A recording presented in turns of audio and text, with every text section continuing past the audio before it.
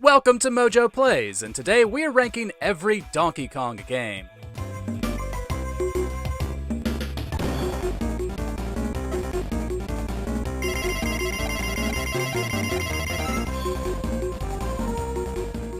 For this list, we'll be showcasing Nintendo's Great Ape & Co. from their worst to their best. However, we won't be including spin-off games like the Mario vs. Donkey Kong series or Diddy Kong Racing. We also aren't including any Donkey Kong Game & Watch releases, because this list is going to be long enough as it is. Which Kong adventure is your favorite? Share your love in the comments below.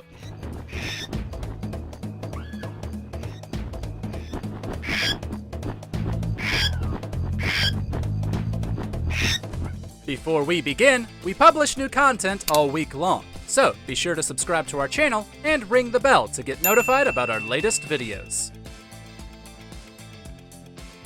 Number 17, Donkey Kong Jr. Math. Nintendo has long tried to get gamers to better their health, either physically or mentally. While some have worked wonders, others have fallen on their faces. Donkey Kong Jr. Math is one of the latter. The mechanics are sort of similar to Donkey Kong Jr., only you're solving math equations while you climb the ropes. Basically, no one liked it on release, resulting in the cancellation of other planned games in the NES's Education series.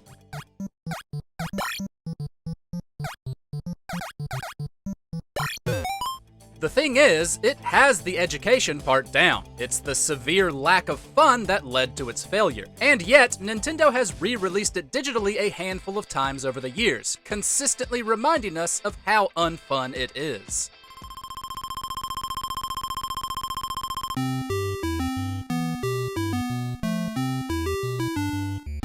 Number 16, Donkey Kong Barrel Blast.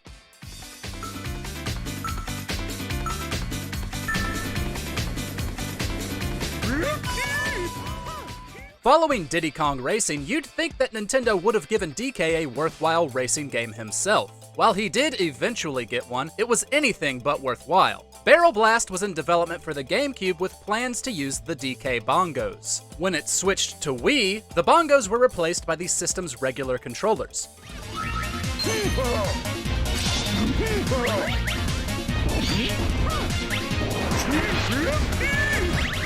Herein lies one of the game's biggest flaws. Waggling the Wiimote and nunchuck constantly to accelerate or clear obstacles isn't exactly exciting gameplay. The repetitive nature of the mechanics made it incessantly boring. Who knows if the bongos would have had that big of an impact overall, but as it stands, this is not a fun game.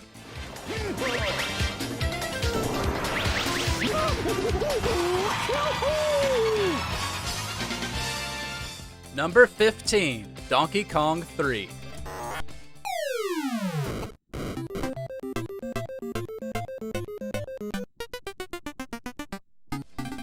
The runaway success of the original Donkey Kong naturally led to a couple of sequels. Donkey Kong 3 is the weakest of them. Players control Stanley the Exterminator, remember him, taking Mario's place to best the powerful gorilla. Stanley must spray pesticides upwards to get Donkey Kong to climb his vines, moving to the next level once he reaches the top.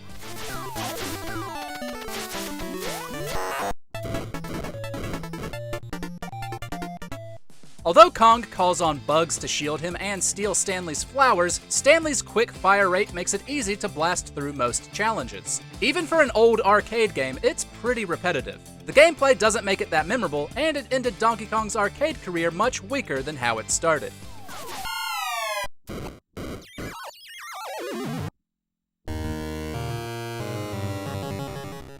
Number 14, Donkey Konga series.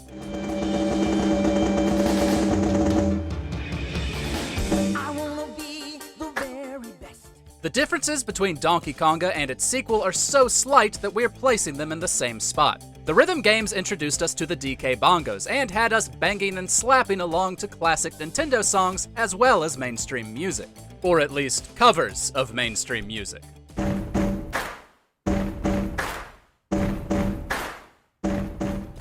That may sound simple enough, and it is at first, but it could be deceptively chaotic with later tracks. The sequel came with a different batch of songs and some added minigames, though each one offered a shallow but enjoyable party game experience. The third game unfortunately wasn't released outside of Japan, but we're grateful for the bongos and how they were used much more effectively in a later game. Somebody once told me the world is gonna roll me. I ain't the sharpest tool in the shed. Number 13, Donkey Kong Jr.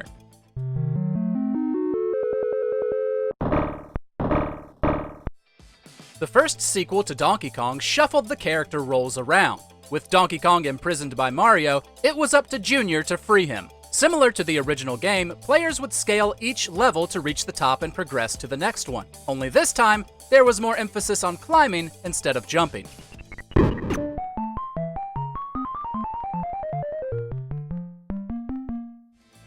Junior utilized vines and chains to get higher while avoiding Mario's enemies. While it didn't quite have the same impact as the platform-hopping, minion-hammering original, it was still a solid arcade game. It still struck a fine balance of difficulty and accessibility that kept players popping in those quarters.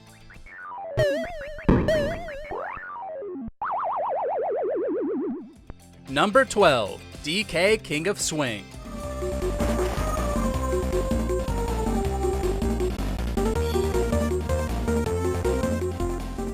This Game Boy Advance title gave us a unique spin on Donkey Kong's platforming. Inspired by the NES's Clu Clu Land, King of Swing has players use the handheld's shoulder buttons to control each of DK's hands. To progress, you have to grab onto pegs, swinging around until you release and grab onto something else. You can also throw rocks at enemies or perform a charge attack.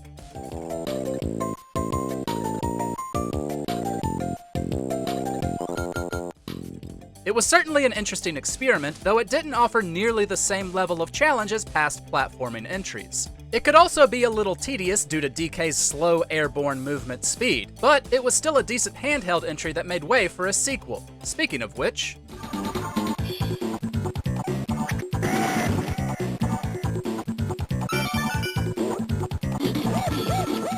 Number 11, DK Jungle Climber.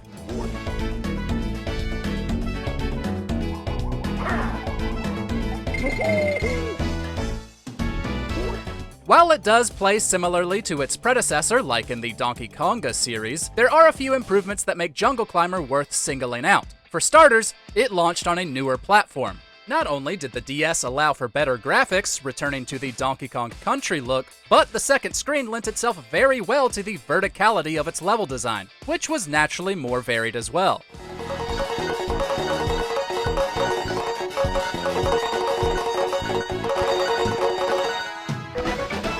Additionally, Donkey Kong's speed had been increased, which makes falling due to mistiming your grab a bit less painful. Overall, it improved on everything from the first game, making it the go-to choice for this twist on traditional Donkey Kong gameplay.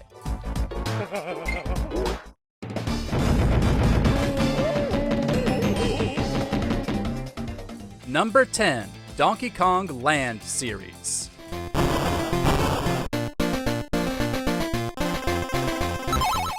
After Rare revitalized the series with the Super Nintendo's Donkey Kong Country, it began developing portable versions of those experiences for the Game Boy. While neither of the three handheld games differ too much from one another, they are notably different from their home console counterparts. Of course, there's the black and white look, but they've also got slightly unique stories and, despite having similar world themes, level designs.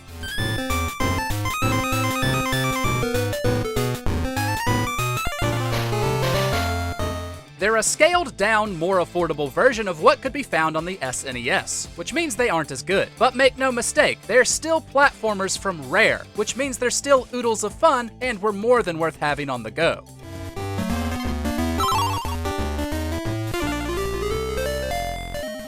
Number 9, Donkey Kong Country 3, Dixie Kong's Double Trouble.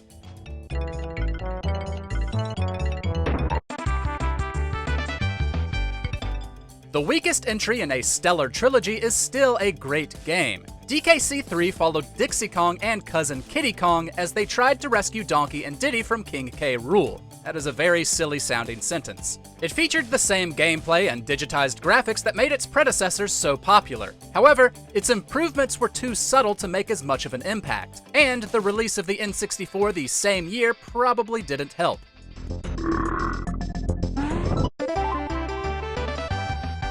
Still, the slightly more expansive levels, the crisper graphics, and less linear overworld map were welcome additions. It's not as if Rare's pristine platforming mechanics had grown stale either. DKC3 still controls like a dream today. Number 8. Donkey Kong Jungle Beat.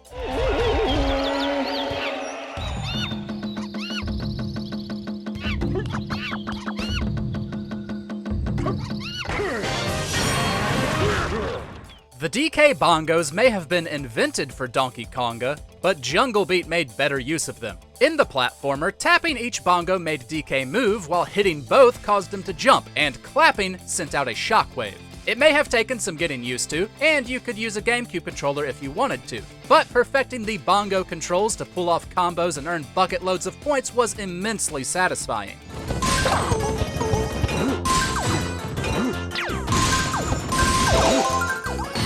It wasn't just the unique controls that made it fun. Its level design was some of the best in the series up to that point. Although it had repetitive bosses and its playtime was a bit too short, we would have welcomed a follow-up.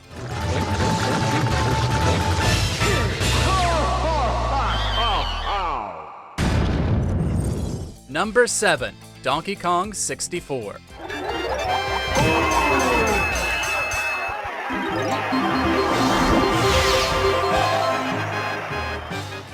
So far, Rare's Donkey Kong 64 is the only fully 3D game the character has received, and that is a genuine shame. Despite receiving some justifiable criticism for being overly stuffed with collectibles, there's still so much here that works. The various Kongs all control uniquely enough with different movesets, weapons, instruments, and puzzles that we honestly love playing as all of them.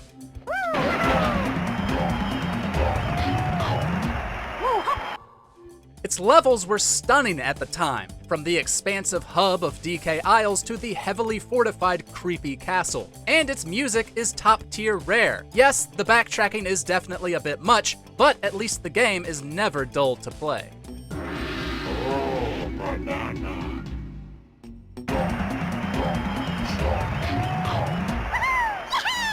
Number 6. Donkey Kong.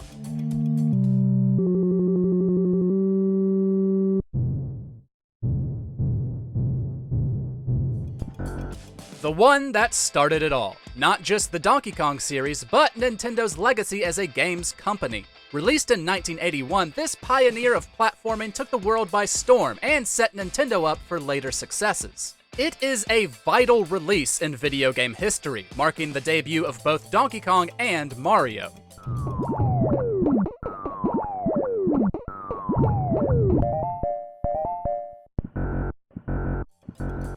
Not only that, but its simple yet tough mechanics make it still fun to play today. Jumping over obstacles or hammering barrels and fireballs alike made for a sense of satisfaction unmatched by most other arcade games of the time.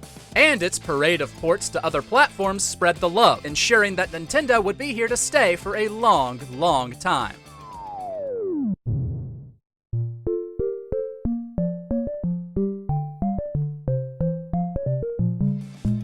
Number 5. Donkey Kong Country.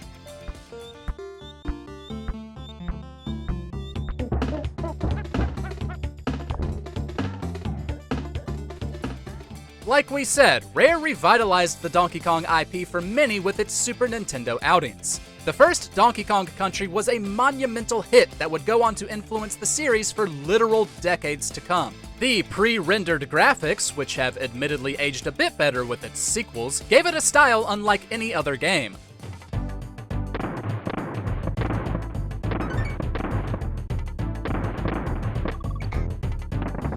The levels are still incredible, whether we're swimming through enemy-infested waters or trying desperately not to careen off a railway in our minecarts. And oh my god, the music! Although its sequel would improve on everything that makes this entry great, this is an easy choice as one of the best Donkey Kong games ever.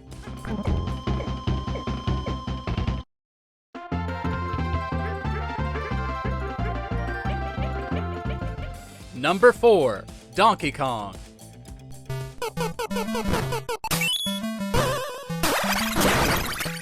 Yes, 1994 was a fantastic year for Donkey Kong. A few months before players got their hands on Rare's phenomenal Country, they got something else special on the Game Boy. Although it shares its name and opening levels with the arcade original, this handheld entry goes in much more wide-ranging directions. There are 101 levels altogether, a surprising breadth for a Game Boy game.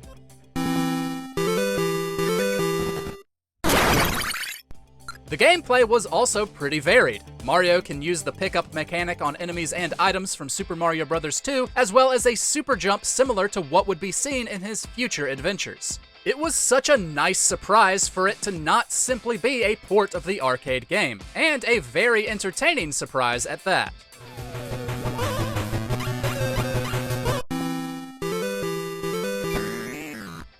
Number 3. Donkey Kong Country Returns. When Microsoft purchased Rare, it seemed unlikely we'd ever return to the golden days of Donkey Kong Country. We were so happy to be wrong. Retro Studios, known for the Metroid Prime series, proved it had the talent to pick up right where Rare left off.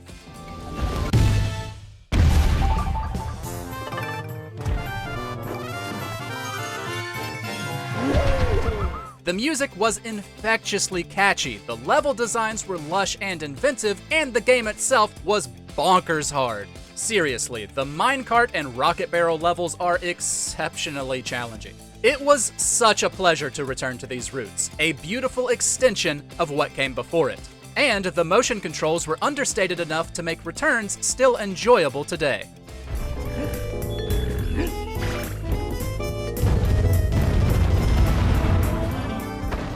Number 2. Donkey Kong Country 2, Diddy's Kong Quest.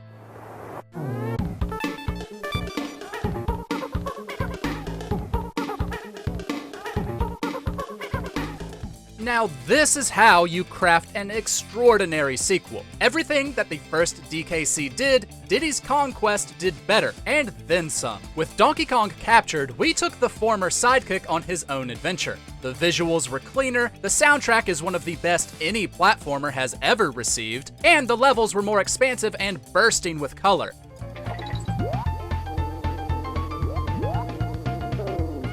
The addition of Dixie Kong and her awesome hover ability also made it more fun to play than the original, helping us make tough jumps countless times. It isn't just one of the best Super Nintendo games, it's one of the best Rare games, and there's only one game that could beat it.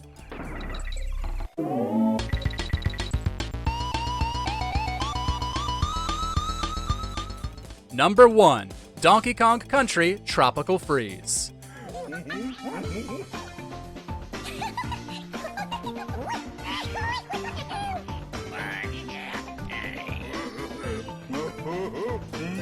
Retro's second installment in the series is a modern-day classic and a pinnacle in platformer level design. Following an Arctic invasion by the Snowmads, DK and friends traversed a series of islands to make it back home. Although Diddy retained his jetpack from Returns, Retro also included the hovering Dixie Kong and the cane pogoing Cranky Kong to add to the fun.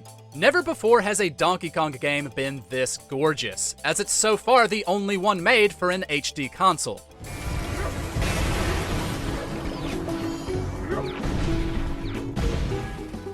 This allowed Retro to make every world that much more detailed, creating environments that were much richer and exuberant. Everything about this game wows us, and it's still one of the best platformers Nintendo has ever released. Unfortunately, it's so good that we've been begging for a follow-up for years now.